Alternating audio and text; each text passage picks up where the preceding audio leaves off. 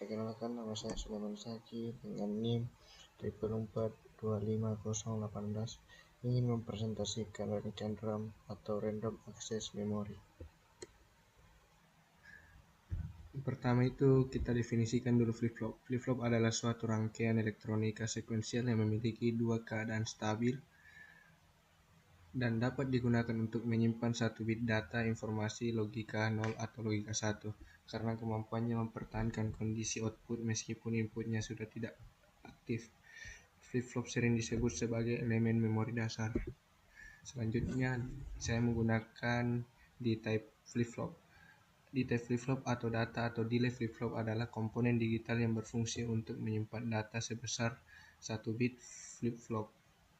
Flip-flop ini sangat unik karena memiliki satu input data saja, yaitu pin D, dan satu input detak atau pin clock. Tugas utamanya sederhana adalah menangkap apapun nilai di pin D saat sinyal clock berubah lalu meneruskannya ke output Q.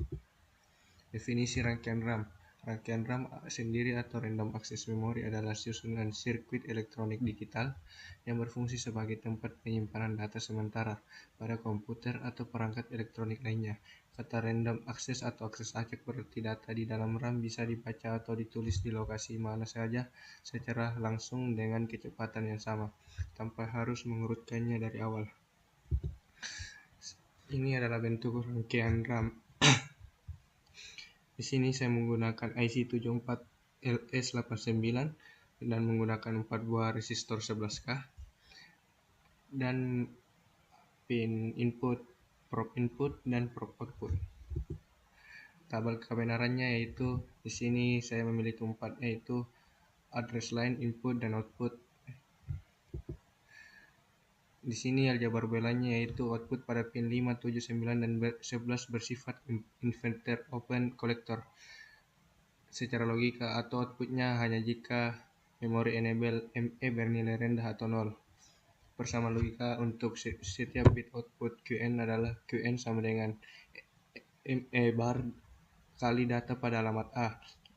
Namun karena output bertipe inverting atau kebalik, maka jika kita membaca data yang tersimpan di data storage, yaitu Qn sama dengan ME bar kali D bar store. Jika ME sama dengan 1, maka output akan berada pada kondisi high impedance yang dalam rangkaian Anda ditarik ke atas oleh resistor 11K dan menjadi logika 1.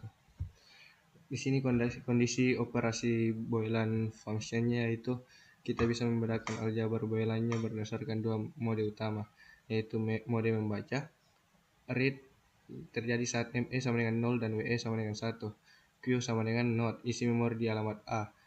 Mode menulis terjadi saat ME sama dengan 0 dan WE sama dengan 0. Memori A sama dengan DIN. Pada saat menulis output biasanya mengikuti komplement dari data yang sedang diinput. Fungsi komponennya yaitu IC 74LS789 merupakan komponen utama sebagai penyimpan data sementara. IC ini memiliki 16 lokasi alamat 0-15 di mana masing-masing IC alamat dapat menyimpan data sebesar 4 bit. Karakteristik penting dari IC ini adalah open collector output dan inverter output. Data yang keluarkan merupakan kebalikan. Logic state, input biru berlambang 0, berfungsi sebagai saklar digital manual untuk memberikan input logika low atau high. Resistor pull up R1, 2, 3, dan 4, 11 ohm, karena pin output Q1 hingga Q4 berjenis open collector. Pin tersebut tidak dapat menghasilkan tegangan high secara mandiri, sehingga resistor ini dihubungkan ke VCC untuk menarik tegangan menjadi high saat output IC dalam kondisi floating atau off. Ini fungsi IC-nya. Fungsi pin IC. Input data D1, D2, D3, D4 atau pin 4, 6, 10, 12 jalur untuk memasukkan data 4 bit yang ingin disimpan ke dalam RAM. Yang kedua, input alamat A0, A1, A2, A3 atau pin 1, 15, 1, 15, 14 atau 13 jalur untuk menentukan di lokasi memori mana dari total 16 alamat digital 000 kuadrat hingga 111 kuadrat. Data akan ditulis atau dibaca. ME bar atau memory enable atau chip select pin 2. Pin aktif low untuk mengaktifkan IC. Jika diberi logika 0, IC aktif dan siap bekerja. Jika diberi logika 1, IC tidak aktif atau disable. dan output akan bernilai high semua karena ditarik oleh resistor pull up. WE write enable pin 3 pin kontrol untuk menentukan mode operasi tulis atau baca. Output data Q1, Q2, Q3, Q4, pin 5, 7, 9, dan 11.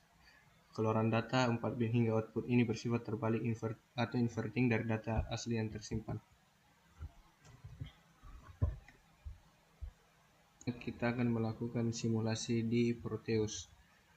Kalau kita melihat gerbang logika kembali, di gerbang logika yang pertama yaitu address line-nya A3, A2, A1, dan A0. A3-nya 1, A2 dan A1, A0-nya itu 0. Kita ubah di sini. A3 sama dengan 1, dan lain 0, dan D4-nya kita lihat gerbang logika. Untuk inputnya D4-nya 1, D3-nya 0, D2-nya 0, dan D1-nya 0.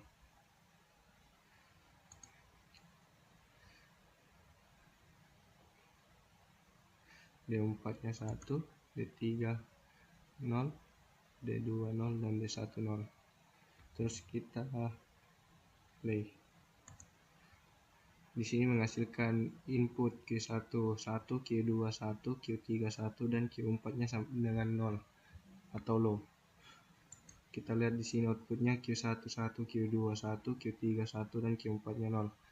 Untuk melakukan, karena di sini posisi menulis, kita akan mengubahnya menjadi posisi membaca dengan cara WE-nya kita kasih input high. Terus kita, dan untuk inputnya kita kasih 0 semua, maka tetap menghasilkan output yang sama. Terus yang kedua, kita akan coba address line yang kedua, yaitu A3 0, A2 1, A1 0, dan A0 sama dengan 0. Kita ubah kembali WE-nya menjadi posisi menulis atau di posisi low. A2-nya tadi 1, kita ubah menjadi 0 di sini. Terus inputnya D4 0, D3 1, D2 0, dan D1 0.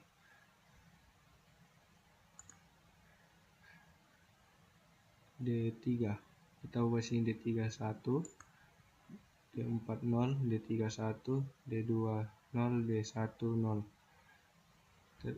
dan menghasilkan output Q1-nya 1, Q2 1, Q3 0, dan Q4 1.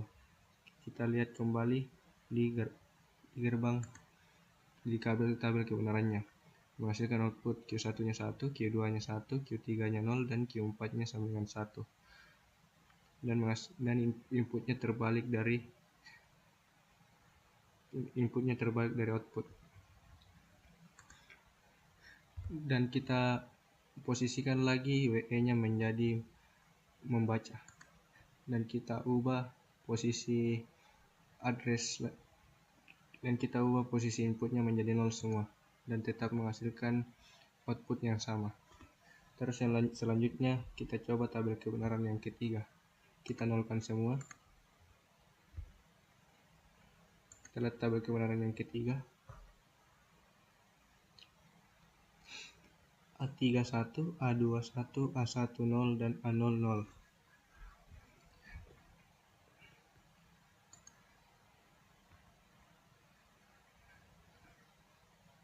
A3 1, A2 1, dan A1-nya 0 dan A0-nya 0. Terus dengan input D4 dan D3-nya 1, D2 dan D1-nya 0. D4 dan D3-nya 1 dan yang lainnya 0. Maka menghasilkan input yaitu Q1 dan menghasilkan output yaitu Q1 sama dengan 1, Q2 sama dengan 1, Q3 sama dengan 0, dan Q4 sama dengan 0.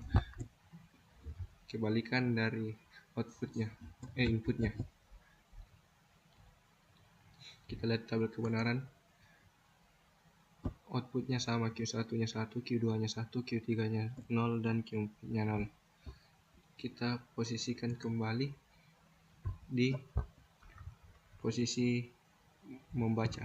Kita nolkan kembali inputnya dan tetap menghasilkan hal yang sama, output yang sama.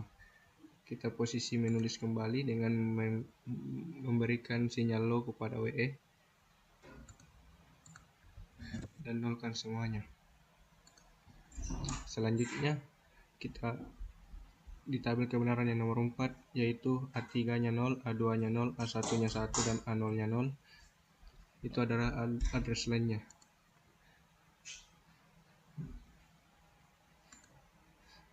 A3-nya 0, A2-nya 0, A1-nya 0, dan A0-nya 0. A3 0, A2 0, A0-nya 0, dan A1-nya 1. Terus untuk inputnya D4-nya 0, D3-nya 0, D2-nya 1, dan D1-nya 0. D2-nya 1, D1-nya 0, D3-nya 0, dan D4-nya 0. Akan menghasilkan output seperti ini, 1, 0, 1, 1. Kita lihat kembali tabel kebenarannya. Tabel kebenarannya yaitu di outputnya Q1-nya 1, Q2-nya 0, Q3-nya 1, dan Q4-nya 1. Kita ubah kembali posisi WE-nya menjadi membaca. Dan kita nolkan semua inputnya. Akan menghasilkan outputnya sama.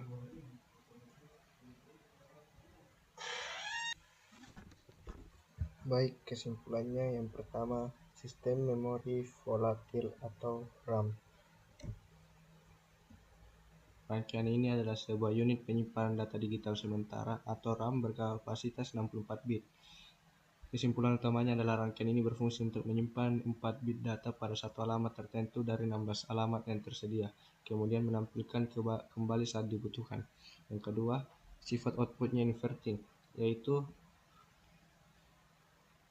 jika memberikan output 1 maka menghasilkan output 0. Jika kita memberikan inputnya 1 akan menghasilkan 0, dan begitu juga sebaliknya, jika kita memberikan input 0 maka menghasilkan output 1. Terus yang ketiga, ketergantungan pada pin kontrol ME dan WE. Rangkaian ini tidak akan bekerja atau menghasilkan status tanda tanya atau undefined jika pin memori enable ME dan write enable WE tidak dikendalikan dengan benar. Rangkaian ini menyimpulkan bahwa kontrol aliran data sepenuhnya berada pada dua pin tersebut.